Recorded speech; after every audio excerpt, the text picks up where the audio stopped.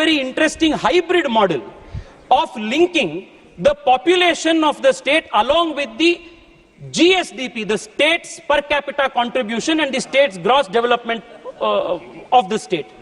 Now this argument, I don't know, Speaker sir, who has advised the Chief Minister of Telangana. Either I can only say that they don't wish him well, because this proposal is laughable at the best and impractical at the worst. Let me explain why. First, if you will say that the vote of a common citizen in Telangana has more value than the vote of a common voter in Bihar, then you are defeating the constitutional principle of one value, one vote. आप किसके आधार पर देश में ये delimitation और exercise करना चाहते हैं? जो अमीर है क्या उनके लिए ज्यादा वोट होगा? जो गरीब है क्या उनका वोट नहीं है, उसके लिए वैल्यू नहीं है? ये किस प्रकार के आर्गुमेंट है? अध्यक्ष जी, if you will take this argument further forward, Mukesh Ambani will have 1 lakh vote and somebody like us will have only 1 vote. Is this the kind of logic that the Congress wants to build? Speaker sir, this argument by this alternative by Telangana Chief Minister of linking delimitation and number of seats to the GSDP of the state is the most foolish argument anybody can prosper. This is unconstitutional. This defeats the value of one man, one vote, one value that the Constitution promises.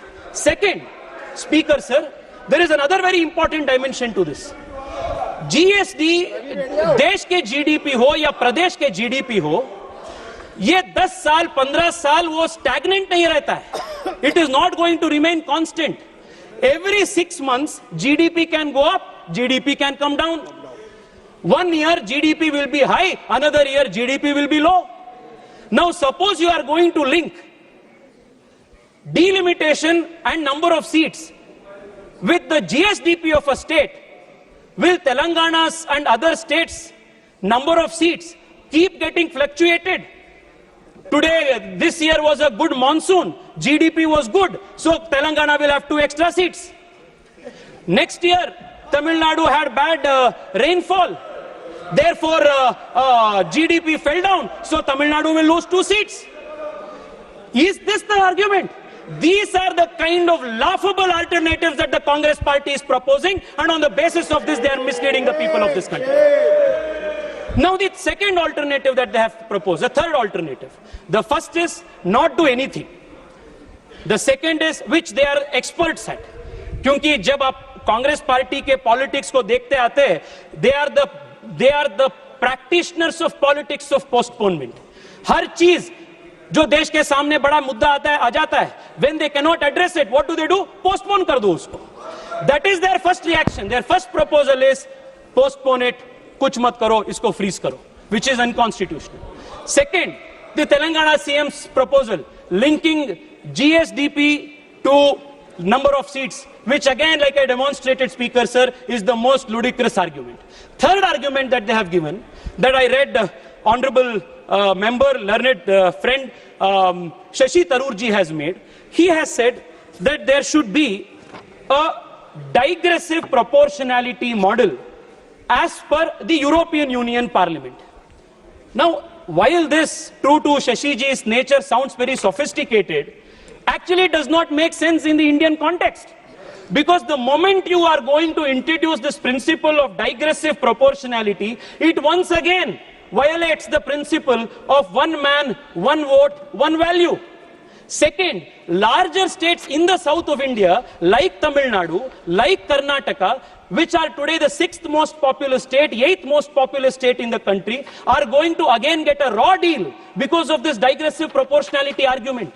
Therefore, my submission, Speaker sir, other than this 50% equal proportionate increase to all states alternative that Narendra Modi ji has proposed, there is no alternative that serves everybody, that is gain for everybody and no loss for everybody. Therefore, the country as a whole, and especially the opposition, must welcome this with all responsibility. Speaker sir, The other argument that has come in criticism of this 800 plus seat increase is that if you increase this number of seats of the Lok Sabha to 800 plus seats, then it will become an unwieldy Lok Sabha. That the Lok Sabha will be so big that you will not have healthy debates, healthy discussions. ये बहुत बड़ा ये unwieldy हो जाएगा. This is the argument that Manish Tiwari ji has advanced. Now I want to ask myself, Speaker sir, the productivity or the quality of outcome of a Lok Sabha or the body like this depends not just on the number of people, but on the quality of the debates that take place, the number of sittings that we do. In 1952, when for the first time the first parliament after the general election convened, Lok Sabha Speaker sir would sit on an average of 135 days in a year. In the last few years, the average sittings of Lok Sabha has gradually come down. And last term it has come only to 55 days. Why? Because of the politics of disturbance and disruption that the opposition is doing. इसलिए the productivity कम हो रहा है. My request to you, Speaker sir, this is something that you can do in your own remit as the Honorable Speaker. Speaker sir, I'll conclude in 5 minutes, completing just 2 important points. Speaker sir, when we have now increased the size of the Lok Sabha to 850, we should also proportionately increase the number of sittings of the Lok Sabha to be at least half times more than what we are now doing. Speaker sir, you have started a great tradition by increasing the number of hours allocated to 0 hour. Many first-time speakers, first-time MPs who till now had got no chance to speak in Parliament, they got a chance to speak because you gave more time. My request to you, Speaker sir, is when the Parliament is going to become a 850 member body, instead of around 55 number of sittings that we do per year, if the Lok Sabha were to sit for 125 seats, or like in the case of the Japanese Diet, if we were to sit for 150 days, then every single member representing every single constituency will get more than enough time to place on the floor of the House the problems of the constituents. This is something that needs to be done. Speaker sir, now I will also want to explain, Speaker sir, why this whole attention that the opposition parties and a few regional parties in the south, led by the DMK, why are they doing so much noise? And why the tears that they are shedding is nothing but crocodile tears? Yes. Speaker sir, I thank heavens that in 2026, when the country is doing delimitation, Narendra Modi ji is in power and Bharatiya Janata Party led government will do the delimitation. Because if you remember, the way the Congress party, the UPA, divided the two undivided Andhra Pradesh into AP and Telangana, it was done in the partition of AP and Telangana was done in a worse fashion than the British did the partition of India and Pakistan. This is the kind of legacy they have, Adhyakshi. Adhyakshi, I want to conclude by bringing to your notice only one important aspect. In the last 10 years of the Narendra Modi government, the south of India has enjoyed great support, encouragement for the developmental ambitions of the south. Speaker sir, on a conservative estimate, if you compare the devolution of funds from the center to the South Indian states in the last 10 years and contrast it to the 10 years of the UPA, on an average every single South Indian state has got not less than 250% more funds by the Narendra Modi government. The Narendra Modi government has also increased the budget for railway lines. The number of railway electrification that has taken place in the last 10 years under the Modi government in the southern states is unprecedented. Budget पे नहीं है, मैं आपको ये इतना प्यार आ रहा है ना आप लोगों को, समाजवादियों को दक्षिण भारत के बारे में, इसलिए मैं आपको बता रहा हूँ जी, इसलिए मैं आपको बता रहा हूँ सर. रेलवे बजट की बात देखिए, आंध्र प्रदेश में 2009 and 2014 के बीच में, Speaker sir, 886 crores was what they got. Narendra Modi government has given 10,000 crores.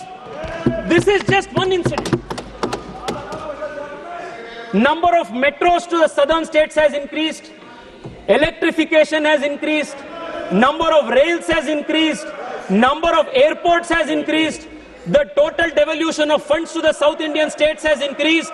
Most importantly, Speaker sir, we have not only given the southern states more money, more rail, more infrastructure, but most importantly, for the first time in the country's history, more than 25 national institutions today allow for regional language examination. If I want to apply for CRPF, I can do it in writing examination in Kannada, in Telugu, which was not the case when the Congress party was ruling.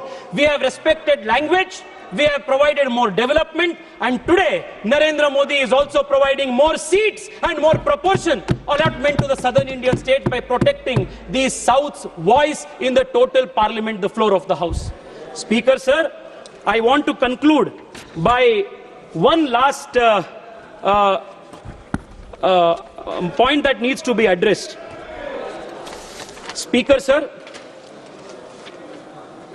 the argument that has been repeatedly made is that the argument that is repeatedly made is that the Narendra Modi government is bringing in this proposal to somehow create a disadvantage for the southern Indian states. Nothing at all, Speaker sir, can be farther more than truth than this particular assertion. Speaker sir, I want to say that we come from the Bharatiya Janata Party. Bharatiya Janata Party sanskar, our culture, is not to see this nation as tukde tukde. The culture of this party is not to side with those who chant the slogan of Bharat ke tukde honge, inshallah, inshallah. This is not the culture of the Bharatiya Janata Party. The culture of the Bharatiya Janata Party is the culture of the Bharatiya Janata Party, Speaker sir, is the culture of the Bharatiya Janata Party, Speaker sir, is Himalayat samarabhya yavat Indu sarovaram tam deva nirmitam desham Hindustanam prachakshate.